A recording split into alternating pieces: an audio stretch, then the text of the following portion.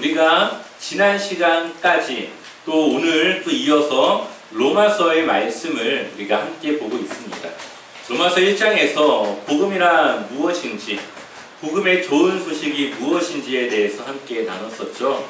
복음은 예수 그리스도를 말하는 것이고, 그 예수 그리스도께서 온 세상의 왕으로 세움을 받으셨다라는 이 내용이 바로 복음이며, 그 복음을 우리가 전해야 된다는 것을 말씀드렸습니다. 또한 3장을 보면 모든 사람이 죄인이고, 또 그래서 예수님의 그 십자가의 그 은혜를 우리 모두가 다 필요로 한다고 하는 말씀을 우리가 함께 나누면서, 그 사랑, 하나님의 그 사랑은 그 어떤 것도 끊을 수 없음을, 하나님의 구원의 그 확실함을 우리가 함께 나누었습니다.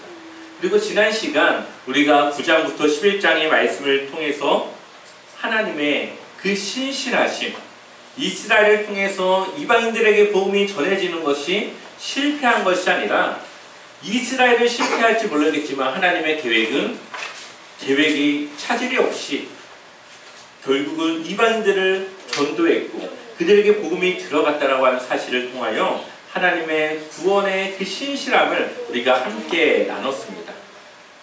특별히 8장에는 그 어떤 것도 우리를 하나님의 사랑에서 끊을 수 없다라고 말하고 있죠. 우리 한번 로마서 8장 39절의 말씀을 읽어보겠습니다. 함께 읽겠습니다.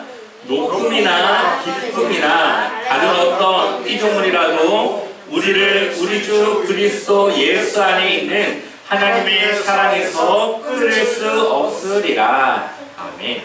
하나님이 우리를 잡고 있는 이상 우리는 그 하나님의 구원의 계획을 따라 살아갈 수밖에 없다는 것입니다. 이제 바울은 하나님의 그러한 사랑을 통해서 구원의 그 자리에 참여한 그리스도인들이 어떻게 살아가야 되는지를 이야기를 하기 시작합니다. 그것이 바로 로마서 12장부터 시작되게 되는 것이죠. 로마서 1장부터 11장까지는 하나님께서 우리에게 주신 것에 대한 소개를 하고 있습니다. 하나님의 그 사랑으로부터 시작된 그 구원의 계획들을 통해 하나님께서 우리에게 주신 것을 설명하고 있다면, 이제 12장부터 마지막 장까지는 우리가, 이제 구원받은 우리가 하나님께 무엇을 드려야 되는가, 그것에 대해서 설명을 하고 있다는 것이죠. 그래서 이제는 이 바울의 이 어투, 이제 말하는 이 어투가 명령조로 바뀝니다. 너희는 이렇게 해야 한다, 이렇게 해야 한다 라고 하는 이 명령조로 바뀌기 시작해요. 이제 앞으로 우리가 맞이하게 될 완전한 하나님 나라의 삶은 그 나라에 가서 사는 것이 아니라 지금부터 앞으로 우리가 맞이할 그 나라에 살아갈 모습으로 우리는 지금부터 살아가야 된다는 것을 이야기하는 것이죠. 세상과 다른 하나님 나라에 적용되는 그 법, 하나님이 우리에게 이렇게 살아라 하는 하나님의 말씀을 통한 삶을 우리가 살아가야 된다라고 말씀하고 있습니다. 물론 완전하지 못하겠지만 우리가 하나님의 그 인도하심을 따라 그러한 삶을 살아가고자 우리의 삶을 희생하고 헌신해야 된다는 거죠. 변화는 우리 모든 사고의 방식을 바꾸는 것입니다. 이 변화는 한 번에 이루어지는 것이 아니라 시간이 지속적으로 우리가 죽음을 당하는 그 날까지 우리는 늘 그 변화를 위해서 우리의 삶을 하나님께 드려야 되는 것이죠. 우리가 하나님께 우리의 것을 드리기로 할 때에 하나님은 우리의 그 변화에 함께 역사해 주십니다. 우리 한번 로마서 1장 28절의 말씀을 읽어보겠습니다. 함께 읽겠습니다. 또한 그들이 마음에 하나님 두기를 싫어하매 하나님께서 그들을 상실한 마음대로 내버려 두사 합당하지 못한 일을 하게 하셨으니. 아멘. 사람들이 그 마음에 하나님을 두기를 원하지 않으니까 하나님도 어떻게 하십니까? 그 상실한 마음대로 내버려 두사 합당하지 못한 일을, 이 합당함이라는 것이 나중에는 영적 예배의 그 영적이라고 하는 이 뜻을 가지고 있는데, 하나님 앞에 합당하지 못한 삶을 살아가지 못하게 하셨다. 그 반대로 우리가 하나님을 내 마음에 두기로 마음을 먹고 그것을 받아들일 그때에 하나님은 우리에게 그 상실한 마음대로 두지 아니하시고 우리가 하나님의 합당한 삶을 살아갈 수 있도록 우리를 이끌어 주신다는 것을 말씀하고 있는 것이죠. 그러니 우리의 의지와 선택이 하나님 앞에서 변화되기를 우리가 바랄 때에, 그것을 진정으로 믿음으로 고백하며 하나님의 일에 우리가 동참하기를 희망할 때에 하나님의 역사는 그때부터 시작되어진다라고 말씀하고 있는 것이죠. 한번 본격적으로 12장의 말씀을 우리 함께 나눠보도록 하겠습니다. 로마서 12장 1절을 같이 읽어볼까요? 함께 읽어보겠습니다. 그러므로 형제들아, 내가 하나님의 모든 자비하심으로 너희를 구하노니 너희 몸을 하나님이 기뻐하시는 거룩한 산물로 드리라. 이는 너희가 드릴 영적 예배니라. 아멘. 바울은 구원받은 그리스도인들이 앞으로 살아가야 될 그 변화된 삶을 거룩한 산 제물로서 하나님 앞에 드려져야 한다라고 말하고 있습니다. 제물이란 무엇입니까? 제물은 희생되는 것입니다.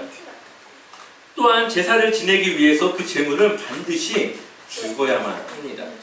그렇다면 우리가 죽어야 한다는 것일까요?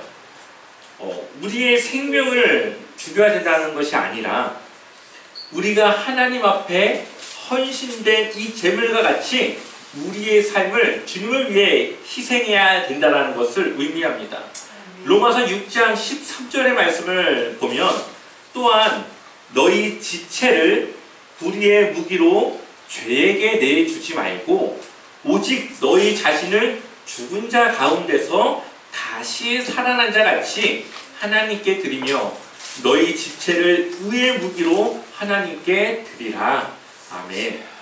우리의 삶을 하나님께 내어드릴 때, 거룩한 산제물로 내어드릴 때에 우리의 삶이 그냥 끝나는 것이 아니라, 그냥 잘못된 길로 가는 것이 아니라 죽은 자 가운데서 다시 살리신 살리신 자 같이 우리가 영적으로 살고 하나님의 진정한 그리스도인으로서 살아갈 수 있게 된다라고 말씀하고 있는 것이죠.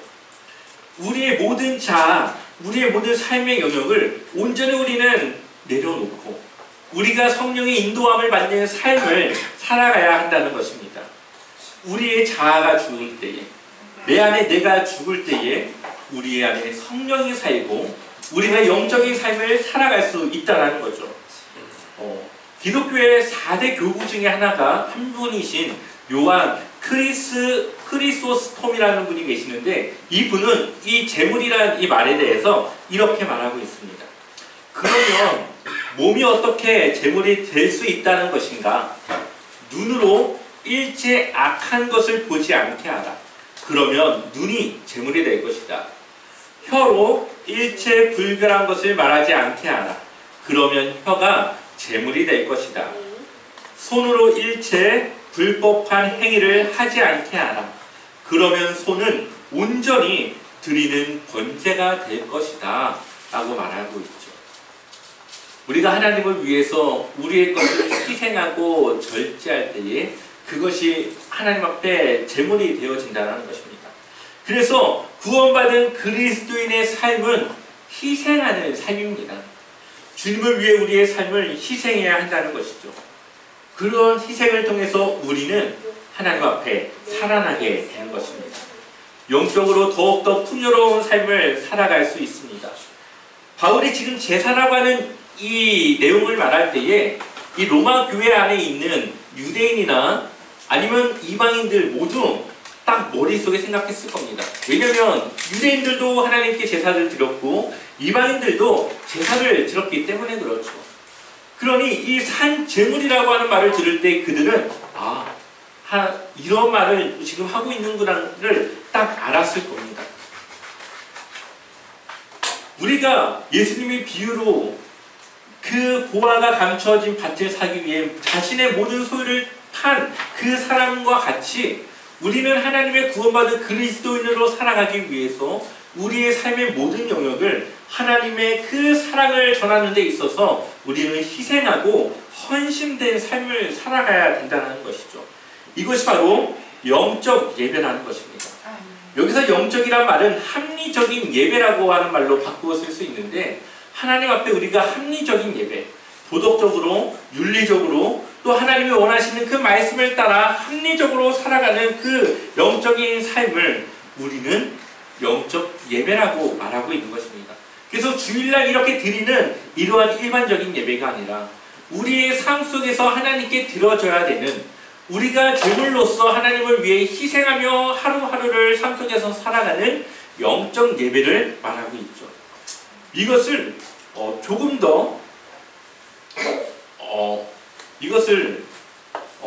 조금 더 자세하게 2절에서 말하고 있습니다. 2절 말씀 같이 읽어볼까요?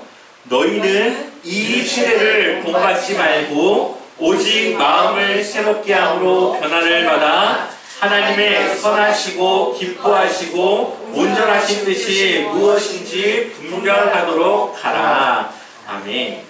여기서 말하는 이 세대라는 말은 현 시대라고 바꿔 말할 수 있습니다. 지금 우리가 살아가고 있는 이 현 시대를 본받지 말라고 말하고 있는 것이죠. 우리가 하나님 앞에 구원을 받았으니 우리가 구원받은 자와 같은 그에 합당한 삶을 살아가야 하는데, 그것은 이 세대를 본받는 것이 아니라 하나님의 뜻을 분별하여서 그 뜻을 따라 살아가는 삶을 말하는 것이죠. 그런데 우리가 기존에 살아가던 그러한 모습으로는 하나님의 뜻을 분별할 수도 없고 따라 살아갈 수도 없습니다. 그래서 바울은 우리가 어떻게 해야 된다고요? 변화를 받아야 된다는 것이죠. 우리가 하나님 앞에 산 제물로 드려질 때에 그 변화는 시작되어지는 것이고, 우리가 변화된 삶으로 살아갈 때에 우리는 산 제물로서 살아갈 수 있게 되는 것입니다. 그러니 1절과 2절의 말씀은 이 단계가 아니라 하나님께 우리가 변화될 때에, 우리가 하나님을 위해 살아가기로 우리가 헌신할 때에 동시에 일어나는 일이라고 볼 수가 있는 것이죠. 이 변화는 자동적으로 되는 것이 아닙니다. 이것을 영어로 보면 수동태로 사용되고 있는데, 우리의 의지와 우리의 선택이 이 가운데 함께 되어져야 된다는 거죠. 그리고 이 지속적인 변화가 있어야 된다는 것을 우리에게 말하고 있습니다.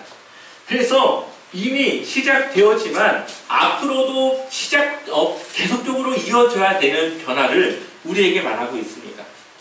우리가 구원받았다는 것은 우리의 소속이 달라졌다는 것을 의미합니다. 그 전에도 여러분들에게 몇 번 이야기를 했던 것 같은데, 우리나라에 미국 대사관이 있지 않습니까? 미국 대사관은 한국 땅이 아닙니다. 그 땅은 미국 땅입니다. 우리나라 안에 있지만, 우리나라 안에 속해 있는 미국 대사관이지만 그 미국 대사관은 우리나라 땅이 아닙니다. 그러니 법 적용이 어느 나라 법 적용을 할까요? 미국 법을 적용하겠죠. 이와 같이 우리의 소속이 바뀌어졌다는 것은 세상에 우리가 속해 있었지만 그 전에는 세상의 가치관, 세상의 생각, 세상 사람들이 말하는 그 삶을 우리가 따라갔지만, 구원을 받았고 우리가 하나님 나라의 백성이 되었다라는 것은 이제 어떤 법을 따라간다는 겁니까? 하나님 나라의 법을 따라간다는 거죠.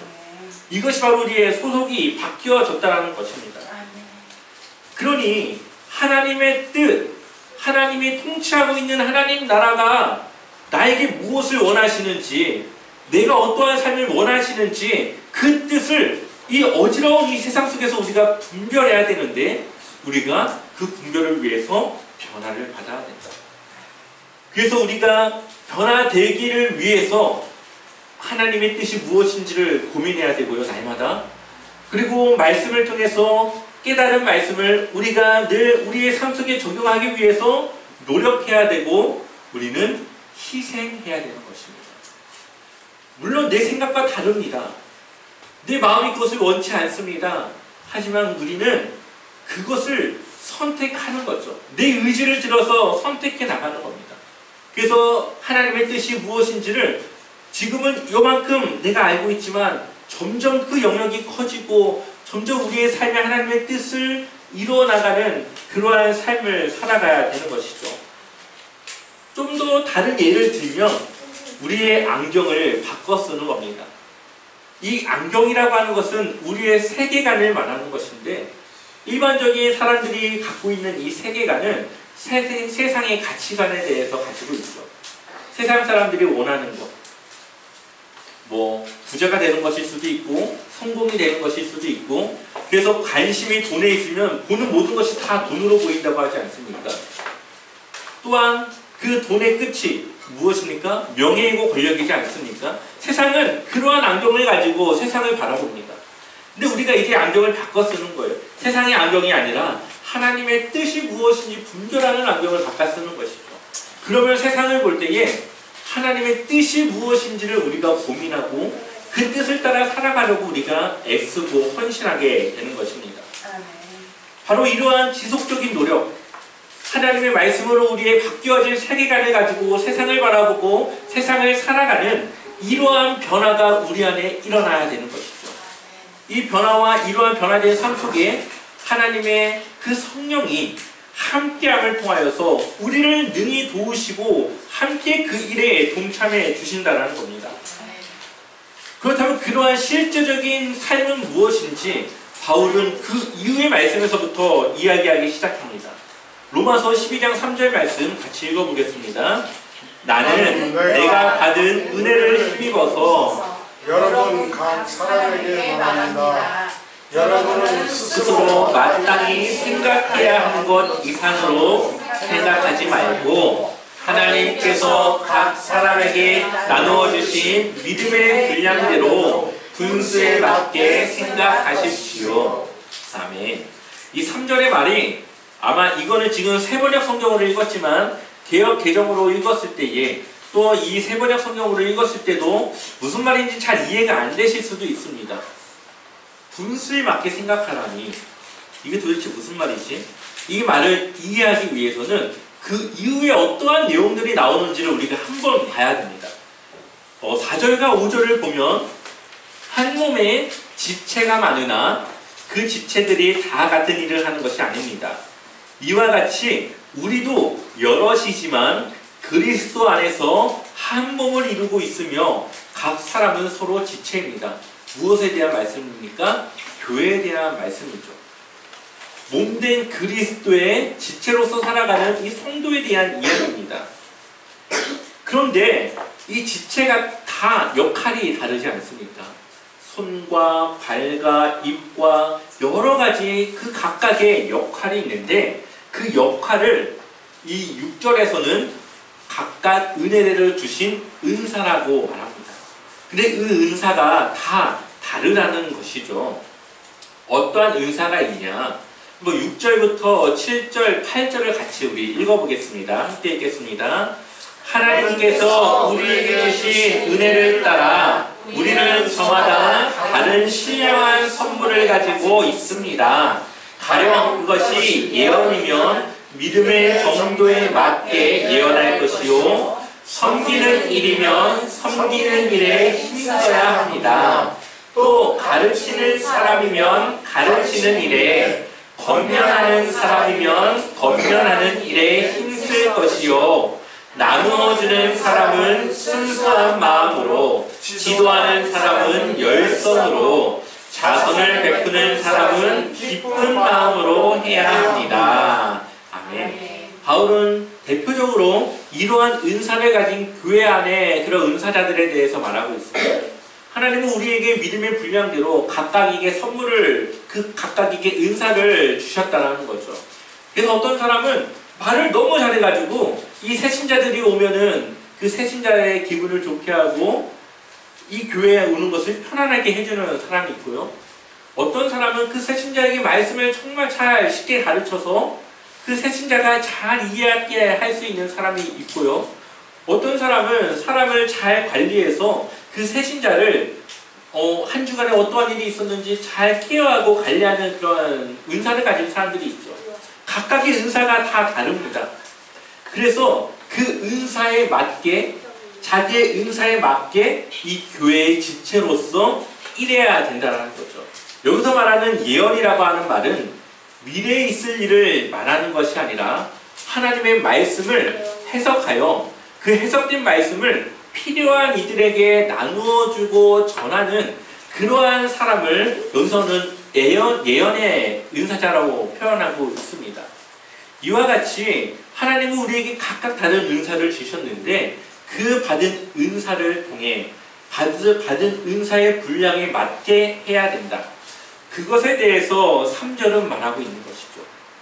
나는 말하는 은사가 없는데 누군가가 말하는 은사가 너무 부럽고 잘한 것 같으니까 그것이 질투가 나서 그 자리를 뺏으려고 그 말하는 그 은사의 자리를 자신이 대신하려고 할 때에 그것은 분수에 맞는 일이 아니겠죠. 하나님이 주신 은사가 아닌데 그것을 하려고 하는 것은 자신의 분수에 어긋난 일이다. 이것을 3절에서 말하고 있는 것입니다. 그래서 3절을 우리 다시 한번 읽어볼까요? 같이 다시 한번 읽어보겠습니다. 나는 내가 받은 은혜를 힘입어서 여러분 각 사람에게 말합니다. 여러분은 스스로 마땅히 생각해야 하는 것 이상으로 생각하지 말고 하나님께서 각 사람에게 나누어 주신 믿음의 분량대로 분수에 맞게 생각하십시오. 아멘. 이 말씀이 이제 이해가 되십니까? 하나님이 주신 은사대로 그렇게 해야 된다는 거죠. 그러면 누군가는 은사를 많이 받은 사람도 있고 누군가는 적게 받은 사람이 있습니다. 그러면은 은사를 많이 받은 사람은 그 교회 안에서 그만큼 더 희생하고 헌신해야 되는 것이고 조금 적게 받은 사람은 자기의 그 분량대로 은사를 받은 분량대로 헌신하면 되는 것입니다. 어떤 은사가 더 높고 더 좋고는 없습니다. 달란트를 받은 사람들의 비유와 같이 우리는 우리에게 주어진 그 달란트를 그냥 주신 만큼 사용하고 그것만큼 그 열매를 맺을 수 있도록 헌신하고 희생하는 것이죠. 물론 우리 교회와 같이 작은 교회에서는 자신의 은사가 아니어도 그 일을 해야 될 때가 있습니다. 그때는 어떻게 해야 될까요? 하나님께 기도하면서 그 은사에 대한 그 선물을 구하고 그 능력을 구해야 되겠죠. 그래서 하나님께 내가 이 은사가 없지만 이 사역을 감당해 달라고 우리는 기도해야 될 것입니다. 그래서 우리는 내가 받은 은사에 넘치지 않게 내가 받은 은사에 맞게 그것이 하나님의 교회의 질서를 세우는 방법으로서 우리에게 주어지는 겁니다. 그래서 누군가의 은사를 누군가의 사역을 질투하거나 부러워하거나 그것에 대해서 나쁜 마음을 가져서는 안 된다는 거죠. 왜냐하면 하나님이 주신 선물은 내게 이 정도라는 것을 내가 객관적으로 내가 철저하게 냉정하게 판단하고 그것을 알아야 된다는 것을 말하고 있습니다. 그래야 교회 안에 분란이 없고 그래야 지체로서 그 역할을 감당하고 그래야 그 교회가 실수하지 않고 잘못된 길로 가지 않도록 하기 위해서입니다. 그 이후부터는 이제 사랑이 어떻게 실천되어지는가를 이야기하게 됩니다. 9절 말씀 읽어볼까요? 함께 읽어보겠습니다. 사랑에는 거짓이 없어야 합니다. 악한 것을 미워하고 선한 것을 굳게 잡으십시오. 아멘. 바울은 사랑에 거짓이 없어야 된다고 말하고 있죠. 때로는 우리가 교회 안에서 정말 내가 사랑이 없는데 사랑하지 않는데 그냥 다른 모습으로 그것을 감추고 이렇게 행동할 때가 있습니다.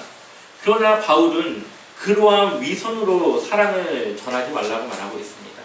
우리는 참된 진실된 사랑으로 새로운 성도라던가 기존의 성도들을 섬기고 함께 해야 된다는 거죠. 여기에도 뭐가 필요할까요? 기도가 필요하겠죠. 내 안에 그 사랑을 하나님의 그 사랑을 달라고 주님께서 내게 주신 그 사랑을 전할 수 있게 해달라고 우리는 기도해야 합니다. 그럼 그 사랑을 어떻게 전해야 되겠습니까? 우리 한번 10절부터 13절까지 함께 읽어보겠습니다. 형제의 사랑으로 서로 다정하게 대하며 존경하기를 서로 먼저 하십시오. 열심을 내어 부지런히 일하며 성령으로 뜨거워진 마음을 가지고 주님을 섬기십시오. 소망을 품고 즐거워하며 환난을 당할 때에 참으며 기도를 꾸준히 하십시오. 성도들이 있을 것을 공급하고 손님 대접하기를 힘쓰십시오. 아멘. 이것이 바로 우리가 교회 안에서 서로 간에 나누어야 될, 전해야 될 사랑이라고 말하고 있습니다. 특별히 13절을 보면은 많이 가진 이들은 적게 가진 이들의 그 필요를 공급해 줄 수 있어야 되고요. 또한 교회에 손님으로 오는 자들을 대접하기에 힘써야 된다라고 말하고 있습니다. 이때 당시에는 뭐 선교하다가 오는 그런 손님일 수도 있고, 아니면 정말 배가 고파서 먹을 것을 구하는 그러한 손님일 수도 있고, 그 손님이 누가 됐든지 간에 교회는 사랑으로 그 손님을 대접하고 섬기는 데에 힘써야 된다라고 말하고 있습니다. 또한 14절을 보게 되면은 여러분을 박해하는 사람들을 축복하십시오. 축복을 하고 저주하지 마십시오. 예수님이 말씀하신 산상수훈의 말씀과 비슷하죠. 너희를 박해하는 원수를 사랑하고 박해하는 자를 위해서 기도하라 하신 예수님의 말씀과 그 맥락을 같이 합니다. 이것이 바로 세상을 주도하는 방법인 것이죠. 세상의 방법이 아니라 변화된 그리스도인으로서 하나님의 뜻을 우리가 분별하고 살아가는 하나의 방법으로서 세상이 우리를 박해한다 할지라도 우리는 그들을 저주하는 것이 아니라 그들을 축복하고 그들을 위해 기도하는 그러한 그리스도인으로서 세상을 주도해 나가는 것입니다. 세상을 변화시켜 나가는 것입니다. 이것이 바로 하나님의 백성으로서 새롭게 지켜야 될 하나님 나라의 법을 이야기하고 있는 것이죠. 사도행전 7장 55절과 60절을 보게 되면 스데반의 이야기가 나오는데, 스데반이 성령이 충만하여 하늘을 우러러 주목하여 하늘의 영광과 및 예수께서 하나님 우편에 서신 것을 보고, 이것이 바로 스데반이 죽기 직전의 모습입니다. 그가 성령이 충만했다라고 말하고 있죠. 그리고 이제 그가 죽음을 맞이할 때에 60절 뭐라고 말합니까? 무릎을 꿇고 크게 불러 이르되 주여 이 죄를 그들에게 돌리지 마옵소서. 이 말을 하고 자니라. 스데반은 죽음이 이르는 그 직전까지도 자신에게 돌을 던져 자신을 핍박하고 박해하는 자들을 위해서 기도합니다. 그 죄를 그들에게 돌리지 말라. 왜 그렇습니까? 그러면 그 죄를 그들에게 돌리면 그들에게 하나님의 저주가 임하여서 그들이 하나님께 돌아오는 그 길이 막힐까봐, 그들이 하나님 앞에 변화되는 회심의 일이 막힐까봐, 결국 이 기도 때문에 바울이라고 하는 한 사람의 위대한 전도자가 일어난 것 아닙니까? 또한 베드로전서 3장 16절은 선한 양심을 가지라. 이는 그리스도 안에 있는 너희 선행을 욕하는 자들로 그 비방하는 일에 부끄러움을 당하게 하려 함이라. 아멘.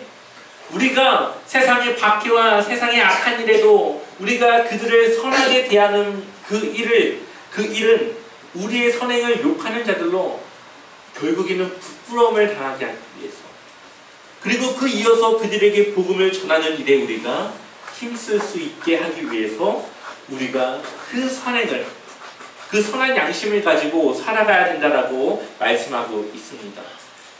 또한 그 이후에 우리가 그 사랑의 삶을 어떻게 살아가야 되는지를 소개하고 있는데요. 우리 좀 길지만 15절, 로마서 12장 15절부터 19절까지의 말씀을 21절까지의 말씀을 같이 읽어보겠습니다. 우리 한번 같이 천천히 읽어보겠습니다. 즐거워하는 자들과 함께 즐거워하고 우는 자들과 함께 울라. 서로 마음을 같이하며 높은 데에 마음을 두지 말고 도리어 낮은 데 처하며 스스로 지식 있는 채 하지 말라. 아무에게도 악을 악으로 갚지 말고 모든 사람 앞에서 선한 일을 도모하라. 할 수 있거든 너희로서는 모든 사람과 더불어 화목하라.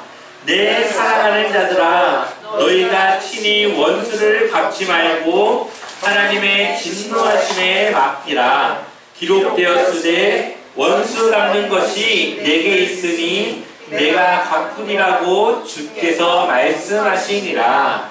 내 원수가 줄이거든 먹이고 목마르거든 마시게 하라. 그리함으로 내가 숯불을 그 머리에 쌓아 놓으리라. 악에게 지지 말고 선으로 악을 이기라. 아멘. 세상이 말하는 사랑과 이 성경에서 말하는 사랑은 다릅니다.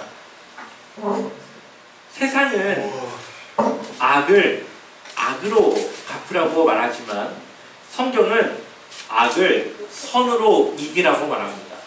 세상의 방법은 원수를 갚아야 되고 내가 당한 것을 갚아야 되지만 성경은 원수를 갚지 말고 하나님께 맡기라고 말합니다. 오히려 원수에게 필요한 것이 있다면 그 필요한 것을 공급해 주어서 그를 섬기라고 말하고 있죠. 왜 그럴까요? 우리는 그 원수까지도 그리스도인의 한 사람이 될 수 있도록 그에게도 복음이 들어갈 수 있도록 언제나 그에게 그 틈을 우리가 주는 것입니다. 그래서 세상이 살아가는 방법과 그리스도인이 살아가는 삶은 다 다른데 우리가 원수를 사랑하기 위해서는 원수를 섬기고 그의 필요를 채워주기 위해서는 세상의 모습으로는 되지 않는다는 거죠.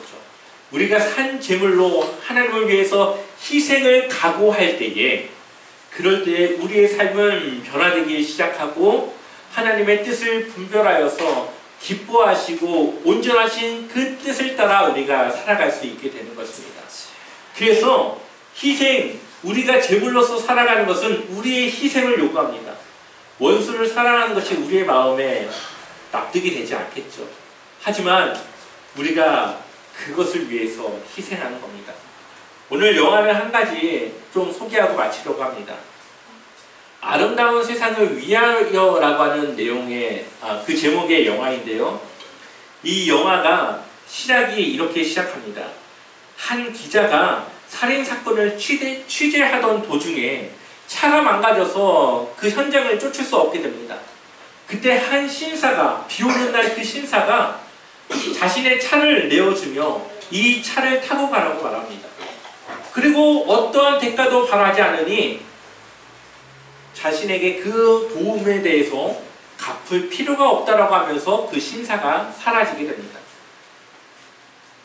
이 기자가 왜 그런지 너무 궁금해서 그 일이 시작된 그 배경을 찾아 나서기 시작하게 되는데 그 연결고리의 끝에는 11살이라고 하는 트레버라고 하는 이 한 아이가 있었습니다. 이 트레버는 중학교에 올라가 사회 선생님이었던 시모넷 선생님의 숙제를 하게 되는데 그 숙제는 이거였습니다. 우리의 세상을 바꿀 수 있는 방법을 생각하고 그것을 행동에 옮기라는 것이죠. 그 선생님의 숙제를 다른 아이들은 우습게 그냥 하나의 그냥 숙제로 가볍게 여기게 되는데 이 트레버는 이 숙제를 진지하게 고민을 했고 그 숙제에 대한 답을 그가 찾게 됩니다. 그렇게 학교가 끝나고 자전거를 타고 집에 가는 도중에 노숙자로 살아가고 있는 젤이라고 하는 사람을 보게 되는데 이 노숙자의 얼굴에 눈빛이 희망을 모두 버린 그 눈빛을 보고 이 트레버는 그 노숙자 제리를 돕기로 결심합니다. 여기서 도움 나누기라고 하는 방법을 이 트레버는 생각하게 되는데 이 도움 나누기는 한 사람이 세 사람을 자신이 도울 수 있는 최대로 돕습니다. 그 도움을 받은 세 사람의 사람은 또다시 그 다른 이들에게 세 명에게 도움을 전하는 것이죠.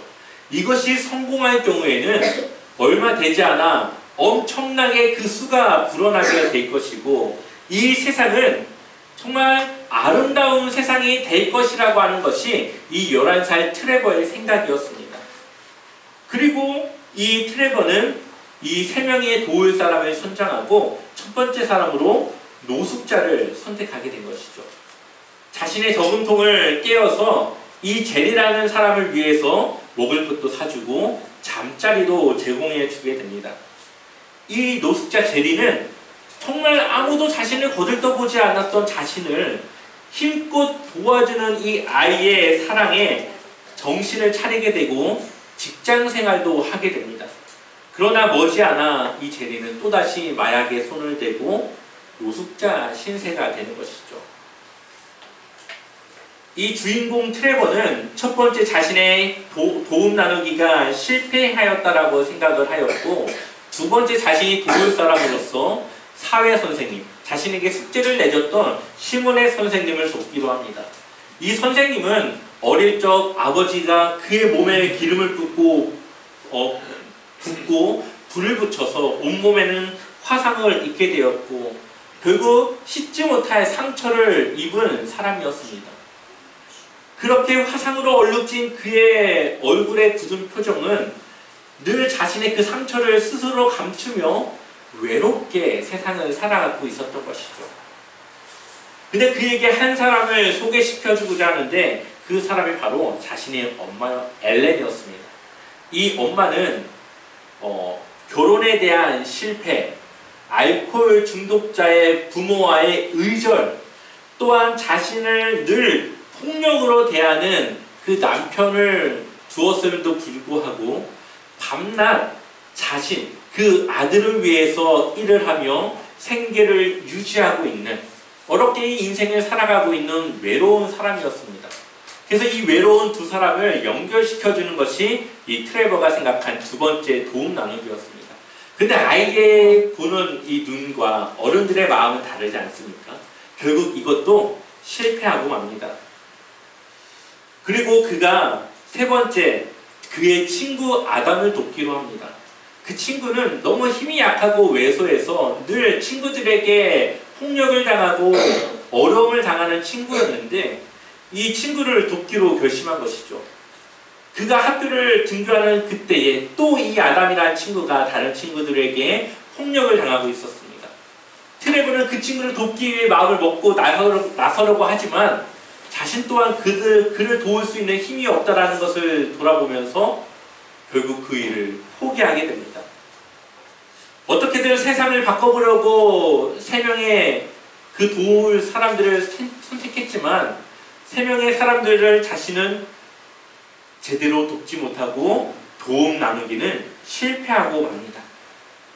그런데 한편 그 도움 나누기를 추적하던 이 기자는 불과 4개월 만에 이 도움 나누기가 성공하여서 라스베가스, 샌프란시스코, 로스앤젤레스, 피닉스 등 미국 전역에 이 도움 나누기 운동이 퍼져나가고 있다는 것을 그는 발견하게 됩니다.